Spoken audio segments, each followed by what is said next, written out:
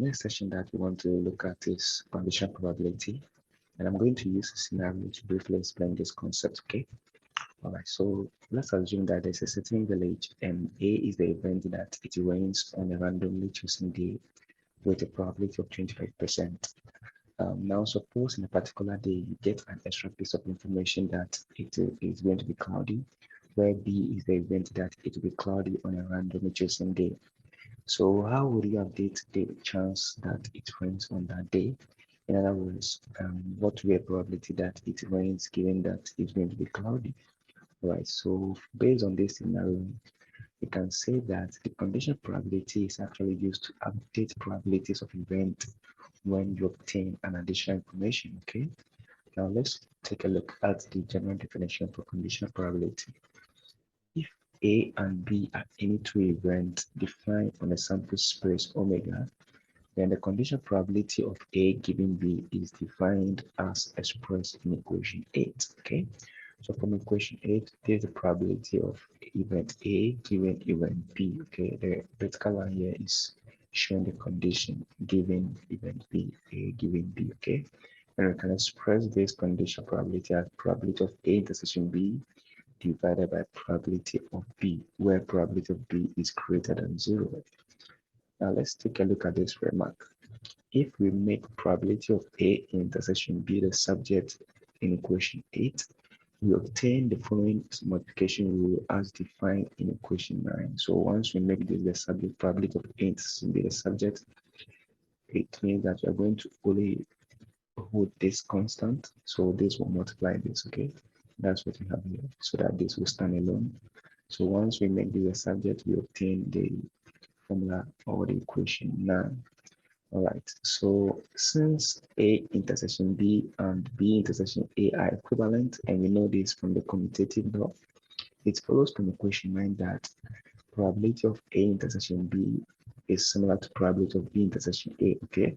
So from equation 9, if probability of A intersection B, we can express this in this form, probability of B multiplied by probability of A given B.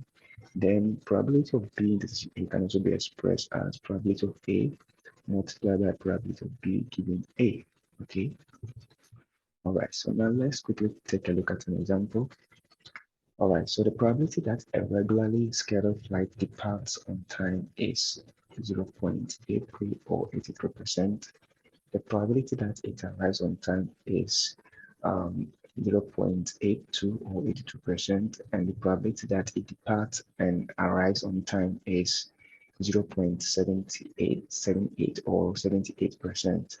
We want to find the probability that a plane departed on time, given that it has arrived on time, and also the probability that a plane arrives on time, given that it did not depart on time. Okay, so let's quickly take a look at the solution for A. So the probability that a plane departed on time, given that it has arrived on time, is going to be probability of D given A. And we can express this as probability of D intersection A divided by probability of A. We know this to be 0.78, that probability of D intersection A to be 0.78, and the probability of A to be 0.82, okay? So once you use your calculator to compute this, you obtain this value, okay? So this will be the solution for A. Now let's take a look at the solution for B. We wish to find a probability that the plane arrives on time, given that it did not depart on time. So this is the complement of the D, the event D, okay?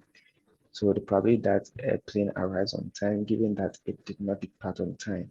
And we know that we can express this in this form, right? So, and this can also be expressed in this form, okay? So we know this from the third theorem, if you can recall. We had this probability of A to be equal to probability of A intersection B plus probability of A intersection B complement, okay?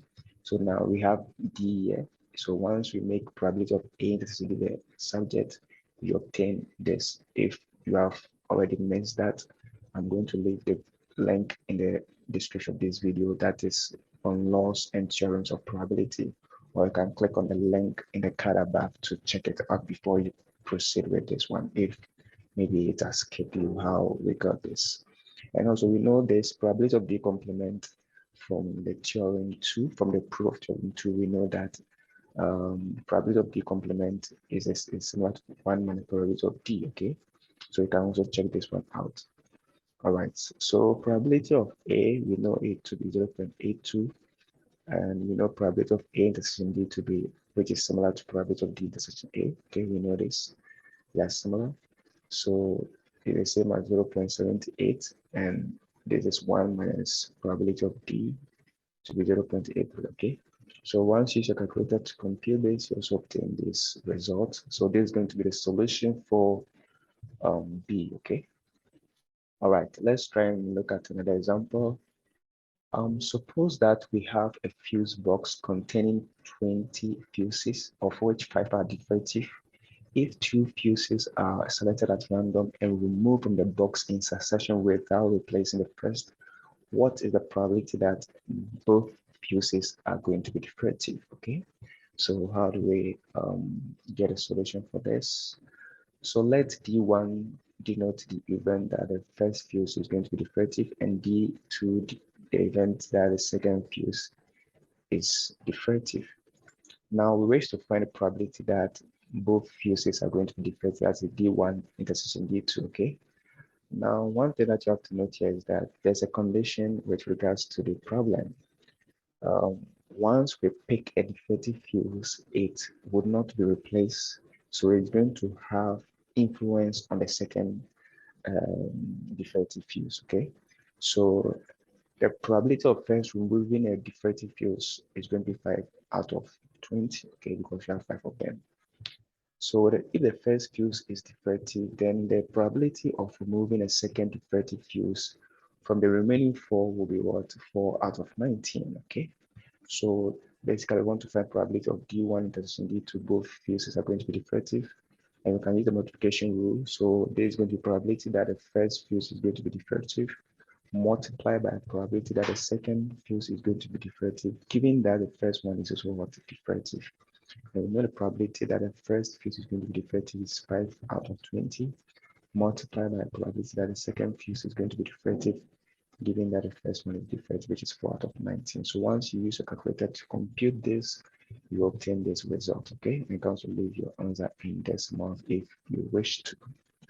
All right, so this is going to be a trial question. I'm going to leave the solution in the description of this video so you can check it out. Please don't forget to subscribe if you have not, and thank you for watching.